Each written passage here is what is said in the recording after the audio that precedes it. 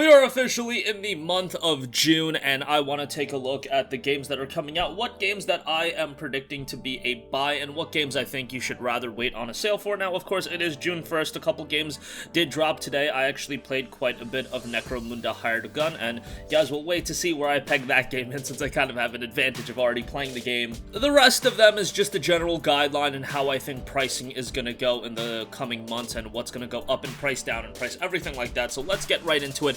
We got 4 games that I would say are buys, so let's talk about it. Obviously, off the rip, Ratchet and Clank Rift Apart. If you have a PlayStation 5, you're probably dying for more PS5 exclusives that were built for the PlayStation 5. Look, the upgrades are great and all that stuff is cool, but it's been what? Almost a month and a half since the last game in Returnal, and now we have Ratchet and Clank A Rift Apart, and this is definitely going to be one game that you pick up on day one. Also, when we look at the days of play sale, Demon's Souls, Marvel Spider-Man, Miles Morales, all these games that were PS5 titles and they're going on sale, very, very low discount. So I don't think Ratchet and Clank Rift Apart is going to be seeing some absurd discount even during the holiday season. Maybe it'll go down to $50, $55, but really, I don't think it's going to see a big discount. I think the game's going to be great. I think Insomniac's going to do a wonderful job, and Insomniac has had one of the best track records in all of gaming recently, and this is a game that's really going to accentuate all of the positives of the PS5, so thumbs up. $70 is pricey, but if you bought a PS5, you knew that that was going to be the reality with new games, so that's kind of, that's kind of what we're going to have to deal with when it does come to new games, and it looks like discounts on first-party titles are going to be few and far between based on the days of play sale, which is generally one of the bigger sales of the year. Also, I would say is a buy after playing the demo. Man, I think if you're a JRPG fan, Scarlet Nexus is going to be a nice game to check out. It's also a Bandai Namco JRPG, and those games traditionally do hold up in price for quite a while. Yeah, years after the fact, they'll go down. Ni no Kuni 2 is relatively cheap. All the Tales of games now are relatively cheap, but if you're planning on picking this up, I think a day one pickup would be pretty solid. It's out June 25th. Now, do go play the demo, see what you think, and then go from there. It is a brand new IP, so it's a little bit hard to say. I like the demo, I like the look of the game, and something like Scarlet Nexus with its unique narrative structure, I think is going to be something right up my alley. It seems like there is quite a bit of replay value to the game as well. Either this is a buy right away if you're a big JRPG fan, or because it is a new IP, try out the demo. I think everybody should try out the demo and see what you think of it, and then when the full game comes out, maybe wait for the reviews. I assume the reviews are going to be out ahead of the game, but I'm really looking forward to it, and I do think it's going to be worth $60, and again, JRPGs traditionally, especially Bandai Namco JRPGs, are the type to hold up in price. Okay, next up, Ninja Gaiden Master Collections. Would say this is a buy. I was unsure at what they were going to price it at. If it was $60, absolutely no way, wouldn't say it's a buy, but at $40, I think this is a pretty good deal. You get Ninja Gaiden Sigma, Ninja Gaiden Sigma 2, and Ninja Gaiden 3 Razor's Edge. That's 3 games. They're not the lengthiest games in the world, but you can get through them, you can have your fun with them. I know some people are disappointed that it's Ninja Gaiden Sigma 1 and 2 and not the original games, but Sigma's still pretty good, and I think you guys are going to enjoy it. I'm sure the games are going to show their age a little bit with some of the camera issues and things like that, but I think for the most part, people are really going to dig it, and just to see Ryu Hayabusa back in this collection, $40, they got the pricing right, and sometimes Tecmo Koei worries me about their pricing, but I think they got it right with Ninja Gaiden Master Collection. $40 for it, I think, is going to be a good pickup. Hopefully, it does see a high level of success, so we can eventually get that Ninja Gaiden 4, and I will be very happy about that. Lastly, what I would say is a buy if you are a fighting game fan, Guilty Gear Strive. Man, I see a lot of people playing the beta, and I think if you're a fan of fighting games, if you've been a long-time fan of Guilty Gear, you're probably going to pick this up anyway. It's going to be on PS4, PS5, and PC, so you can check it out that way. This is one I just think it has a long history, and you probably know at this point whether or not if you're a fan, and hopefully you did play the beta, so you got an idea of what to expect out of this one. Another title that I do see holding up in price for at least a little bit. Now, let's move on to the games I think you should wait on a sale for,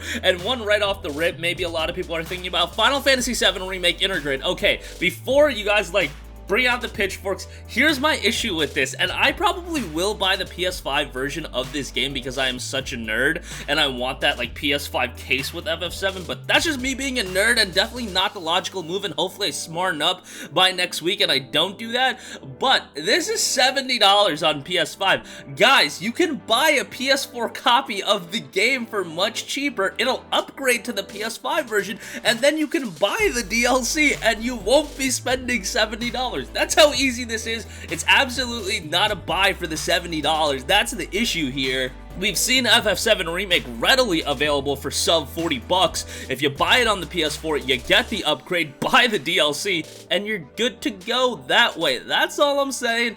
I don't know, I'm sure a lot of people are going to be nerds like me and they want to get the PS5 version anyway, just on a disc. And yeah, I kinda do, but at the same time, for your pocketbooks, for your wallets, I don't think that's a great idea, and hopefully, again, like I said, I smarten up before June 10th, and I end up just going the logical way and upgrading the copy and then buying the DLC. I think there's a lot of people that own the PS4 copy of the game already, but they're still gonna buy the PS5 copy just because they want the game on disc, which, let's be real, is that the smartest thing in the world to do? Probably not, and we should probably smarten up and not do that. Alright, moving on from that, I would also say Metro Exodus Complete Edition. I was really on the fence on whether or not to say this was a buy or wait for a sale. They really got the pricing of this right. It's gonna be $40, but at this point it is 2 years old, and I know, I'm recommending Ninja Gaiden Master Collection, but that is 3 games, and they're games that a lot of people haven't checked out. Metro Exodus is a very good game, and the Xbox Series X and PS5 upgrade is gonna be great. I could see this getting down to $20 by the end of the year, and I think if you've already waited this long,